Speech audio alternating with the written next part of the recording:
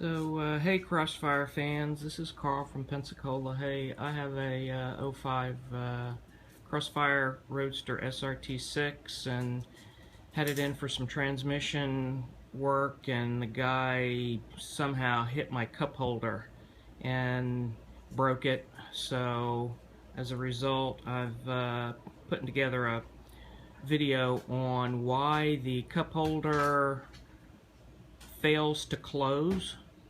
And there was a question asked a while back about why that fails to close and how you can fix it, and if you can fix it. Somebody said they did fix it. I just want to explain what the mechanism is. This Mercedes or Chrysler must have had a contest with their engineers to design the most complicated cup holder known to mankind, because this is something right out of Rube Goldberg's lab. So here is a good one, and you can see you press and it comes up, and then you squeeze here and then it will come back down again, and then you release it.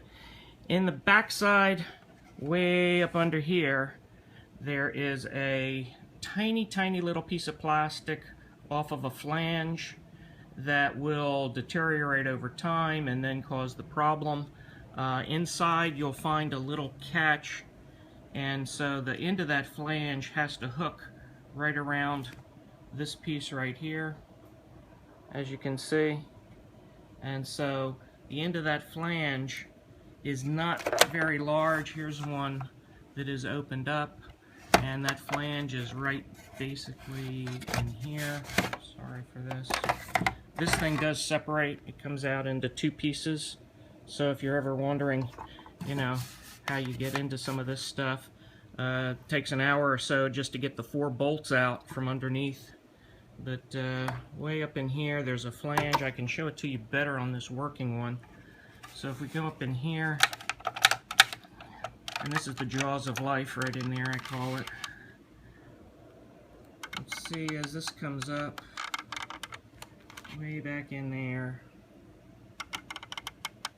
right there, you see that little nipple coming off of that flange? That is the thing that goes up and hooks, which causes the cup holder to catch and stay in the down position. And there's this little swinging piece that I just showed you that it has to hook over, and that's just a tiny little piece of extension of a plastic that deteriorates or breaks off. I've analyzed this thing, and if that goes away or gets worn down, then this cup holder fails to catch. And then, you know, again, it's like 140 bucks. I happened to get this one off eBay for like $40, so it was a pretty good deal.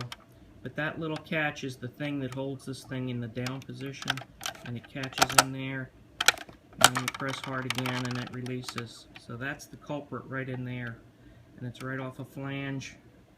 That if you could see the shiny piece that is right to the bottom, that's the little guy.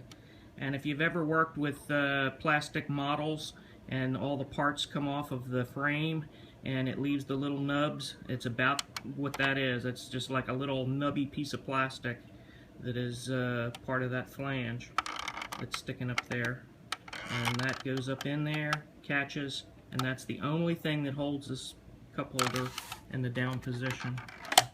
So then you got your springs in here and springs on there. Again, this thing has a lot of engineering, and tons of engineering. And this is a case within a case, as you can see here. This is the outside shell, the 4 screws that hold it in place.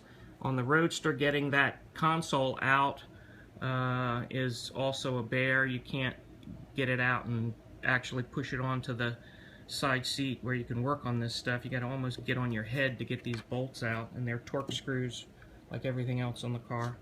So that's about it. You know, we'll call this cup holder demystified. Hope you enjoy it, and thanks for watching. Bye.